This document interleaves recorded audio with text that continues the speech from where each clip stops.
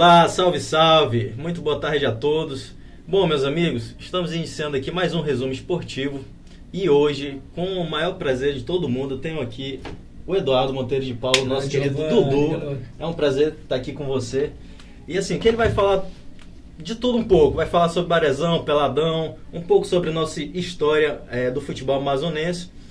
E eu quero começar falando sobre Barezão. Pode ser, Dudu? Pode. Quero saber aqui a sua leitura sobre o nosso campeonato estadual, Barezão, como ele iniciou, que praticamente você nasceu com o Barezão, né?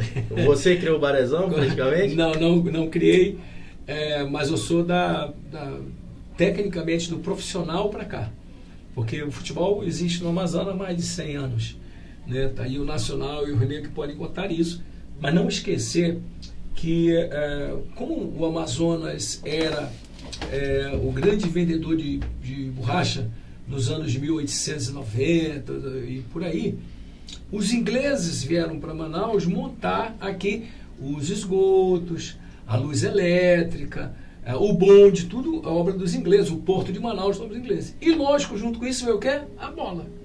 Então, os ingleses criaram um clube chamado Bosque Clube, e lá foi o primeiro campo de futebol da Amazônia. Então, na verdade, nosso futebol tem muito mais de 100 anos. Né? Eu estou falando de 1892, 1990, para cá, já estamos 3 séculos atrás, nós já tínhamos futebol. E lógico, depois passou, o Brasil vivia um conglomerado de esporte, um negócio chamado CBD, que era a Confederação Brasileira de Desporto Atlético. Esse CBD englobava futebol, basquete, handebol, tudo. O handebol não existe na época, mas por aí. E depois, com a movimentação, as mudanças sociais, foi criada a CBF, desmembrada da CBD, que daí desmembrou para a Confederação Brasileira de Vôlei, Confederação Brasileira de Basquete. E Manaus não foi diferente. Aqui tinha uma instituição chamada FADA, Federação Brasileira de Esporte Atlético. Esta fada tinha todos os esportes. A partir daí foram desmembrados. Foi quando eu comecei a parte competitiva da direção esportiva, foi exatamente aí. Então, o Campeonato Amazonense de Futebol tinha um grande público. Por quê?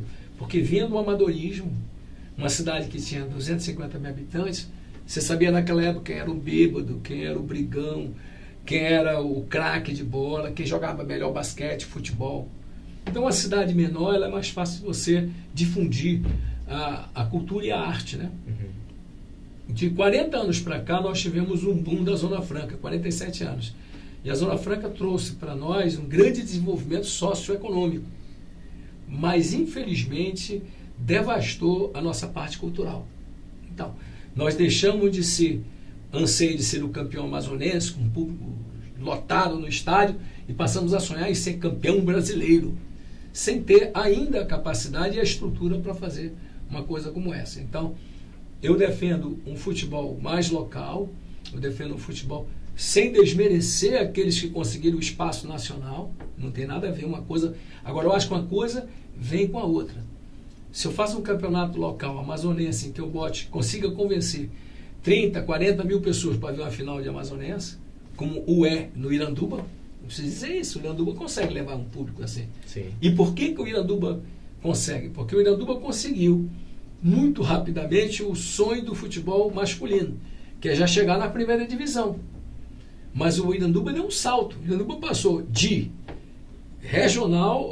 estadual para regional e para nacional.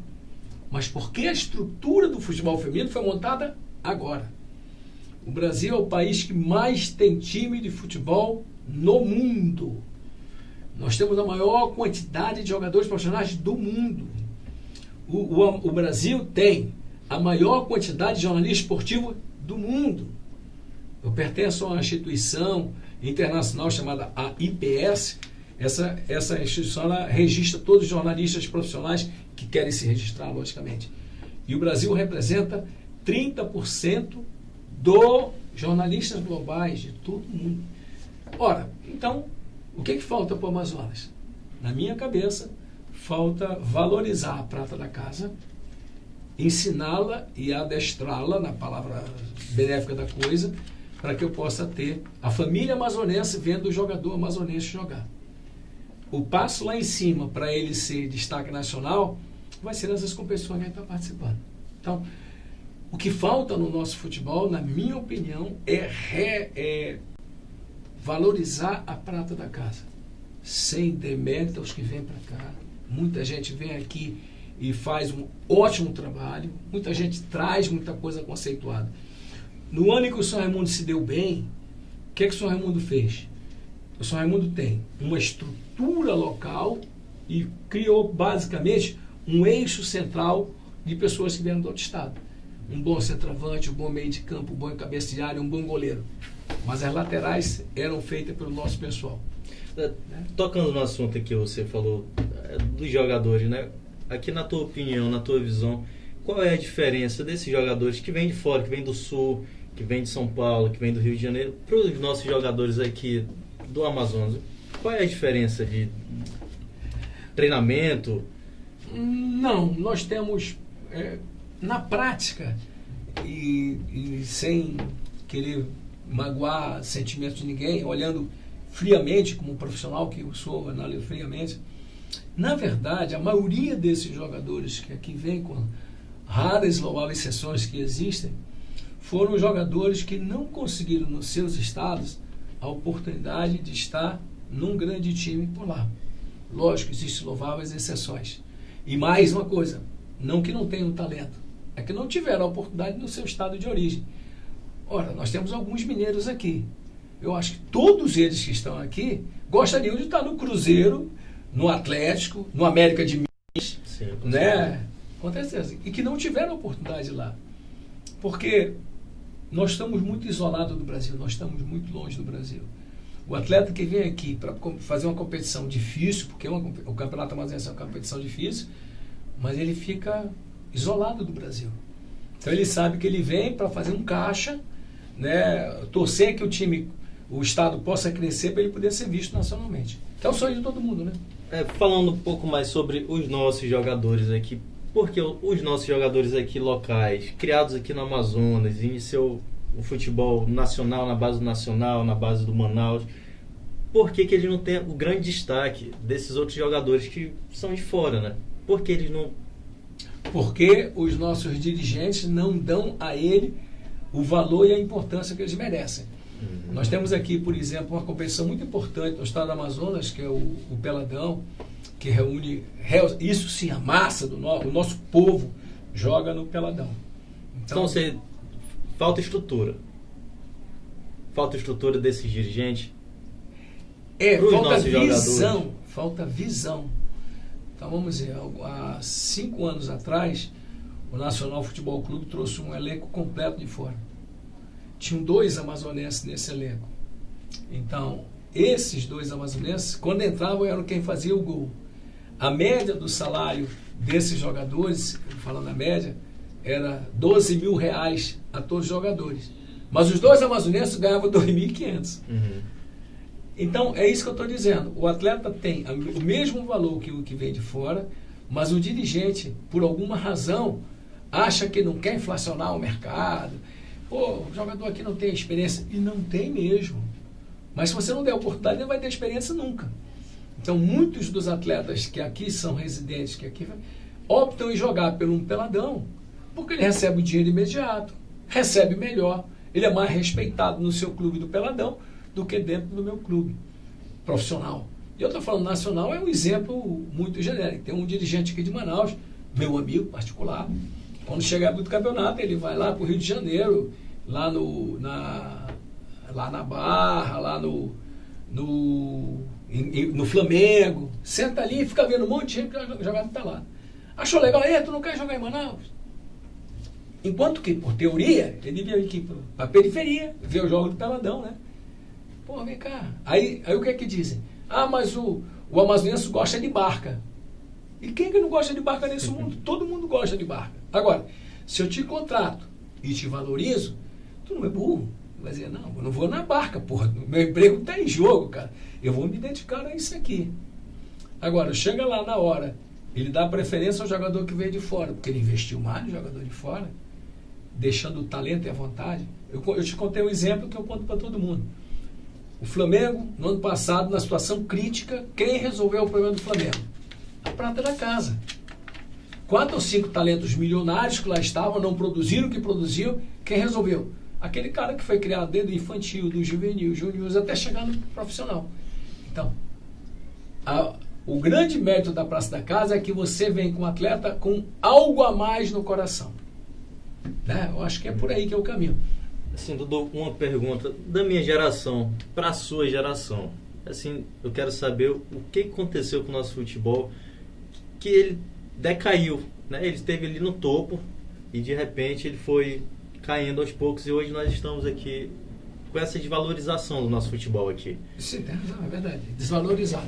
São vários os fatores, mas eu acho o mais importante o fator social. Que nós já tivemos no topo, né? O futebol amazonense já teve. Na primeira divisão, o Amazonas chegou a ser o 5º lugar do Brasil no Campeonato Brasileiro quando os campeões participavam, com o Nacional Futebol Clube, depois o FAST fez grandes histórias. Então, aconteceu o seguinte, que eu te falei, 47 anos atrás surgiu uma coisa chamada Zona Franca. A Zona Franca impulsionou o comércio nos 10 anos primeiros, que foi uma coisa extraordinária. Então, o que acontecia? O cara nascido e criado aqui escolhia um clube para ter a sua parte social. O clube tinha piscina, tinha festa, tinha baile. Então, o que aconteceu? As grandes famílias comerciais do Amazonas bancavam os grandes clubes aqui. Rio Negro, Nacional, Sul América, América, famílias tradicionais de comerciantes da minha terra. No momento em que a Zona Franca começou a gerar muito recurso, outros empresários de outros estados vieram a Manaus e começaram a comprar as empresas locais. Então, por exemplo, se você fizer uma busca no IBGE, você vai ver que há 47 anos atrás nós tínhamos pelo menos 20 famílias tradicionais do comércio que geravam esse dinheiro para o clube. Por quê? Porque eu já nascia Rio Negrino, já nascia Nacionalino, já nascia Sul América. Então, meu pai, para me ver na atividade, bancava o Rio Negro, bancava o Nacional, bancava etc. E tal. No momento em que alguém chegou e disse, tua loja valia R$1.000, tá, vou te dar R$2.000, tu vende para mim? Vendia pro cara. E não reinvestia nisso, investia em outra coisa. Então, os clubes começaram a perder o apoio do comércio local.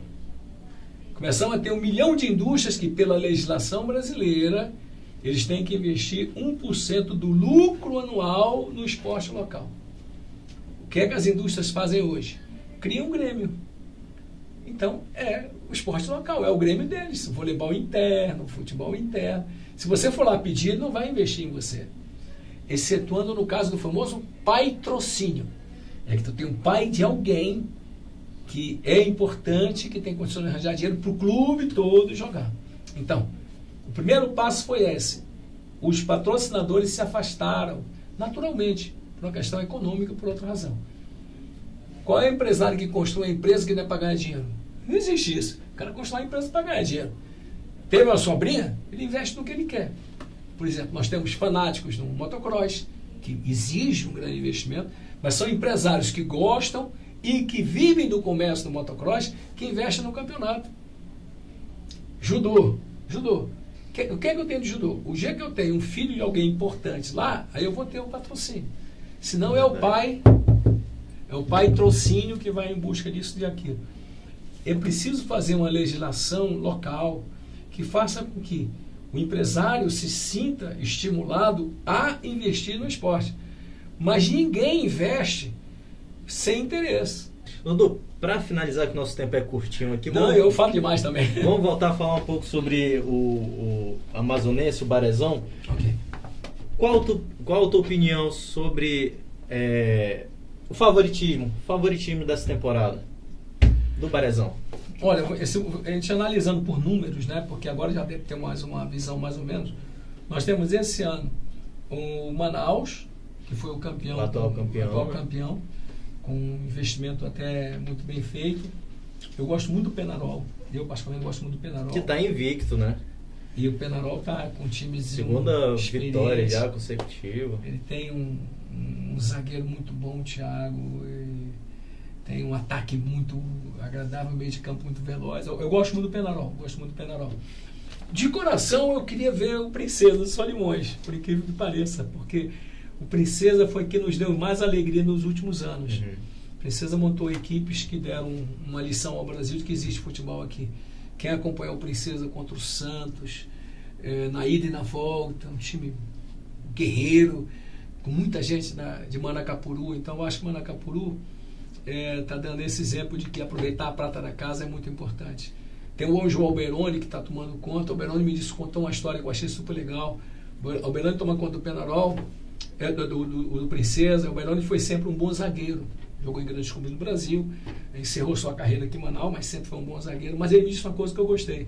Se eu joguei a minha vida inteira defendendo, mas meu time vai passar a vida inteira atacando. E é isso mesmo. Dizia um filósofo, um técnico uruguaio, ele dizia uma coisa muito legal, que é um fato real. Tradição e história podem até vencer um jogo, mas quem ganha o jogo mesmo são os gols da vitória. Não importa quem faça. Então, por exemplo, nós temos hoje o Penarol disparado, né, numa boa. Você tem o Manaus também numa boa. Eu diria que esses dois são os favoritos para o campeonato. Então, acho que é isso aí. E lê de engano de quem acha que o futebol não tem qualidade. Vai assistir. Vai assistir. Você vai ver trabalho muitos talentosos de jogadores que aqui estão mostrando um bom potencial. E depois, eu acho que a gente sonha sempre em torcer pelo time da minha terra, né? Onde você nasceu, onde tem a sua raiz. Fico triste. No começo era uma maravilha, todo mundo junto, maravilhoso. Mas hoje está difícil, hoje eu até falo do campeonato, mas eu costumava dizer no Globo Esporte que eu achava que as pessoas me ouviam esperando o noticiário nacional. Por incrível que pareça, pode ser verdade. Eu já cansei de eu vi hoje, tu falaste super legal e tal. E aí, tu vai pro jogo? Que jogo? Pô, o cara acabou de me ver, não sabe o que eu falei do campeonato amazonense. Mas isso também é um erro geral. Eu faço uma pergunta para as pessoas e ninguém fica chateado. Mas nós temos também as pessoas que realmente se importam com o nosso esporte. Sim, mas é isso que nós estamos aqui. Estamos falando primeiro para quem importa, mas estamos querendo que os que não se importam comecem a se preocupar. Sim. Nós temos uma filosofia muito errada aqui no Amazonas, e você vai rir do que eu vou dizer, mas é verdade. Quem é o melhor médico de Manaus? Responda para mim. É difícil essa resposta? Não, é mais fácil do que imagina. Quando você está doente em Manaus, a primeira coisa que ela diz, vai embora, vai morrer aqui, pô. Então o melhor médico do Amazonas hoje é Tango. Meu Deus do céu, não temos ninguém de talento na minha terra? Lógico que tem. O que falta é oportunidade dele mostrar. Os poucos problemas que eu tive na minha vida e que foram detectados por médicos daqui. Eu fui tratado aqui, porra. Eu tenho que acreditar de que talento não escolhe lugar e não escolhe mesmo. Você vai me permitir encerrar contando mais uma história. Eu tenho história dessa. Assim, na verdade, mais um preconceito do nosso povo daqui mesmo. A palavra é essa, é o preconceito. Então, há muitos anos atrás, no início da Zona Franca, Manaus tinha voos direto para Paris. E um determinado dia, minha mãe foi detectada com leucemia em uma crise profunda, e as comunicações indicavam que em Paris tinha a possibilidade dela recuperar a sua saúde e sua vida. Aí meu pai me deu um monte de coisa. Eu fiquei lá durante 3 meses em tratamento com ela, e já falava muito bem francês e tal. E sempre fui um cara brincalhão, né? Mas teve um dia que eu estava de saco cheio, de você ficar longe. Quem vai para o hospital todo dia sabe como é que é isso. E lá e tal. E o médico me viu que eu estava chateado. Mas está chateado, sabe? Pô, eu tenho que sair do meu país, da minha cidade, do convívio da minha família. Esse Brasil é um paizinho filho da puta e tal, né? Só tem safado, ladrão, não sei o que e tal. E aí ele me acalmou, me fez tomar um café e me levou numa sala de médico, tinha um monte de médico lá. E foi lhe apresentar nosso chefe. Quando eu cheguei lá, quebrei a porta, era um cara de Santa Catarina. Aí ele disse, olha, eu fiz questão de lhe trazer aqui por uma razão. Talento não escolhe lugar. O que falta é oportunidade. O teu país não tem as estatísticas médicas que nós temos aqui. Naquela época, hoje em dia já tem. Mas quem trouxe você para cá? Eu disse, foi o doutor João Bosco Botelho de Manaus. Pois é. Ele foi meu chefe aqui. Então, procure na sua cidade e dê a oportunidade que o talento vai aparecer. Isso eu defendo há 43 anos. Então, estou aqui contigo, a oportunidade está na tua mão. Né? Se você se interessar, se você buscar, se for mergulhar, o teu sucesso vem aparecer, pô. Quem está do outro lado sente quando você é autêntico, cara. Não tem jeito, ninguém engana ninguém, meu. Não tem jeito. São os olhos, a forma de falar, a ação que você faz. O espectador, o telespectador, o espectador, o assistente, que é a palavra que você quer usar, ele sente quando você está falando uma coisa que é verdadeira, que é autêntica, cara. Não adianta. Nós conhecemos milhares de colegas nossos que, se não escrever, ele não fala. Não fala. Fala interpretação bonita e tal. Mas quem está em casa, você tem esse sentimento. Você olhou para o cara. E muitas vezes é melhor você dizer: eu não entendo, por isso que eu estou fazendo isso. Vai ser muito mais honesto com o cara que está do outro lado, do que achar que entende e a pessoa está só driblando para cá e para lá. Então é você ser autêntico. Quando sair daqui, tu vai ser a mesma pessoa que tu és aqui. Se tu sair daqui e for outra pessoa ali, quando você chegar aqui, o cara vai saber. Eu acho que isso são ensinamentos da vida e que eu levo para o esporte. Aliás, que eu aprendi no esporte. Eu não era o melhor dos jogadores de handebol, que foi o meu grande esporte, foi handebol. Cheguei a ser terceiro artilheiro do Brasil no Campeonato Brasileiro, quando era bem menor, logicamente, Manaus era bem menor e tudo. Mas eu sabia que se eu não treinasse, tinha 30 querendo a minha vaga. Você tem história não somente nos bastidores, mas também dentro de campo, né? Dentro da quadra.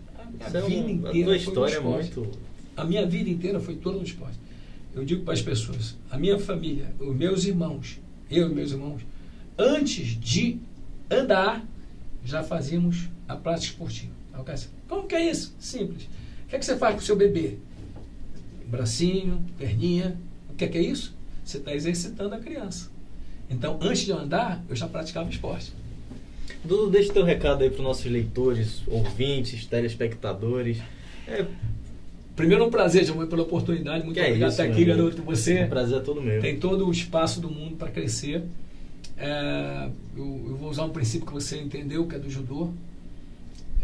Todo mundo sabe que eu deixei o espaço da rede amazônica aqui, interpretando pela arte do esporte, que tem sido a tônica da minha vida, que diz no judô, diz o seguinte: quanto maior a queda d'água, mais força ela tem. Então acho que é assim, você nunca cai na vida, e quando você cai, você tem a força para se levantar. Não acredito que eu estou passando é uma forma de cair, de jeito nenhum. É mudança, é um novo desafio, eu tenho um outro desafio pela frente, e eu vou enfrentá-lo, e vou chegar, e se Deus me permitir, eu vou vencê-lo, porque vontade eu tenho de vencer. Então o que eu digo a você é o seguinte: você especialmente que mora na nossa região, ou na sua região, não importa qual estado que você esteja, acredite no talento das pessoas, dê oportunidade a elas mostrarem o seu potencial. Você vai acabar descobrindo alguém do seu lado que pode ajudar tanto quanto desnecessário de buscar em outro lugar. A oportunidade é o único dom que Deus nos deu para dar uma oportunidade e a chance de ela poder crescer socioeconomicamente. E é isso que eu fiz a vida inteira. O esporte me ajudou, eu agora ajudo outras pessoas no esporte. Certo. Bom, gente, infelizmente a gente fica por aqui. O papo está muito bom, muito gostoso. Desculpa aí, espero receber você mais vezes aqui conosco. Não vai faltar oportunidade. E, gente, é isso. O Resumo Esportivo fica por aqui. Aqui é o seu lugar, toda segunda-feira. Aqui é onde a gente vai falar de tudo mesmo, sobre o nosso esporte local. A gente vai realmente valorizar o que é nosso. E eu espero que vocês estejam com a gente sempre aqui, por favor. Então, até mais. Até segunda-feira, meus amigos. E valorize o que é nosso.